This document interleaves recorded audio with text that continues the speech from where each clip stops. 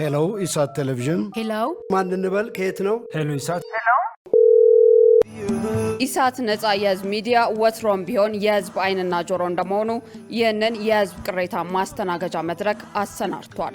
በዚህም ያጋጠሙትን ወይም ያስተዋሉትን የመልካም አስተዳደር ችግር፣ የሙስናና የጉዳይ ገዳዮች ጉድኝት፣ የመብት ጥሰትና ስልጣንን ያለአግባብ የመጠቀም ጸረ ዲሞክራሲያዊ አሰራሮችን ይጠቁሙን።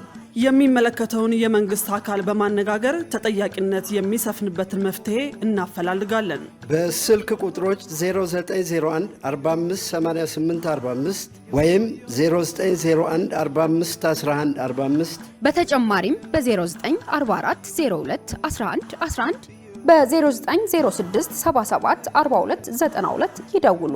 ልናስተናግደው ዝግጁ ነን። ኢሳት ነጻ የህዝብ ሚዲያ።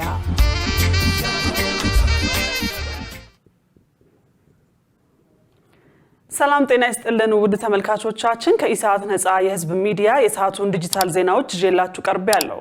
ከዜናዎቹ ጋር መሰረት ባዩ ነኝ። አብራችሁን ቆዩ።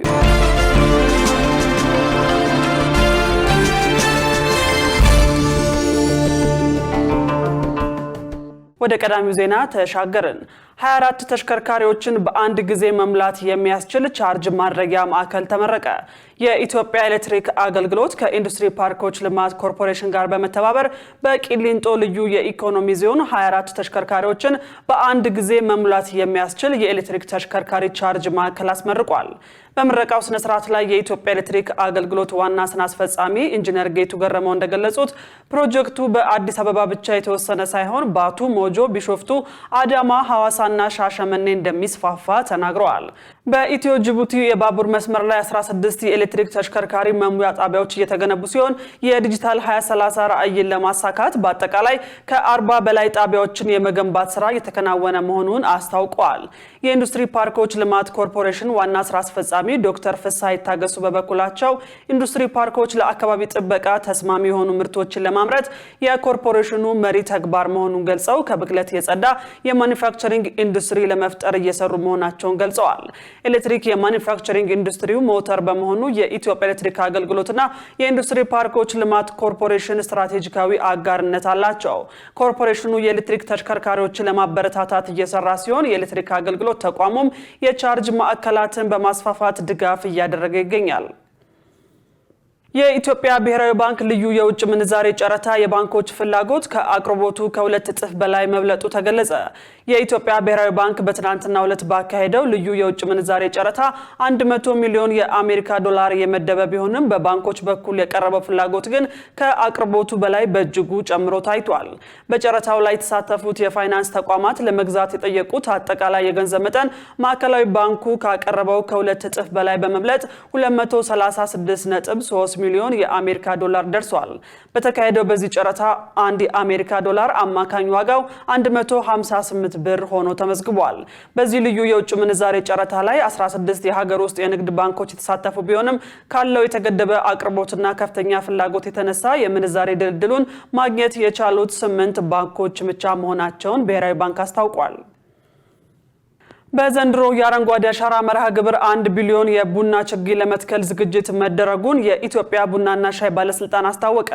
የባለስልጣኑ ምክትል ዳይሬክተር አቶ ታጋይ ኑሩ ለጋዜጣ ፕላስ እንደገለጹት በሁሉም ቡና አብቃይ የሀገሪቱ አካባቢዎች 1 ቢሊዮን የቡና ችግኝ ለመትከል ዝግጅት ተደርጓል። በአረንጓዴ አሻራ መርሃ ግብር ከዚህ በፊት የተተከሉ የቡና ችግኞች ከ90 በመቶ በላይ ጸድቀዋል። የአረንጓዴ አሻራ መርሃ ግብርን በመጠቀም ቡና አምራች ባልሆኑ አካባቢዎች ጭምር ቡናን በማስፋት የቡና ምርታማነትን በከፍተኛ ደረጃ እንዲጨመር የራሱን አስተዋጽኦ ማበርከቱን ገልጸዋል። በበጀት ዓመቱ ከቡና ውጭ ንግድ 3 ቢሊዮን ዶላር የውጭ ምንዛሬ ለማግኘት ታቅዶ ባለፉት ወራት 2.6 ቢሊዮን ዶላር ማግኘት መቻሉን ተናግረዋል። የአዲስ አበባ አካባቢ ጥበቃ ባለስልጣን በ41 የጅምላ የንግድ ድርጅቶች ላይ እርምጃ መውሰዱን ገለጸ። የአዲስ አበባ አካባቢ ጥበቃ ባለስልጣን ከሚመለከታቸው አካላት ጋር ባደረገው የክትትልና የቁጥጥር ስራ በመልካቶ ሲኒማ ራስ አካባቢ ወደ ተለያዩ የሀገሪቱ ክፍሎች የላስቲክ ከረጢት የሚያሰራጩ 41 የጅምላ አከፋፋይ የንግድ ድርጅቶች ላይ እርምጃ መውሰዱን አስታውቋል። እርምጃው የፕላስቲክ ከረጢት አጠቃቀምን ለመገደብ የወጣውን የአዋጅ ቁጥር 1383/2017 ድንጋጌ መነሻ በማድረግ እንደሆነ ተገልጿል። እርምጃ የተወሰደባቸው ድርጅቶች ክልከላ የተጣለባቸውንና ለአካባቢ ብክለት ከፍተኛ አስተዋጽኦ የሚያበረክቱ የፕላስቲክ ከረጢቶችን በስፋት ሲያከፋፍሉ የተገኙ ናቸው። ባለስልጣን መስሪያ ቤቶቹ በቁጥጥር ስራ ወቅት አስተዳደራዊ እርምጃ ከመውሰድ ጎን ለጎን ሰፊ የግንዛቤ መፍጠር ስራ ተከናውኗል። በዚህም ለአካባቢው ከ100 በላይ ለሚሆኑ አገልግሎት ሰጪ ድርጅቶችና የተለያዩ ተቋማት ስለ አዋጁ ዓላማና ስለ ፕላስቲክ ከረጢት ጎጂነት ሰፊ ግንዛቤ ተፈጥሯል።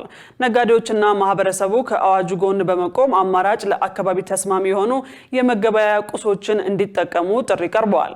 በአምራቾች በጅምላና ችርቻሮ አከፋፋዮች እንዲሁም ህጉን ጥሰው በሚገኙ ግለሰቦች ላይ የህግ ማስከበርና የማስተካከያ እርምጃዎች ተጠናክረው እንደሚቀጥሉ ባለስልጣኑ በጽኑ አሳስቧል። ወደ ውጭ ዜና ተሻገረን።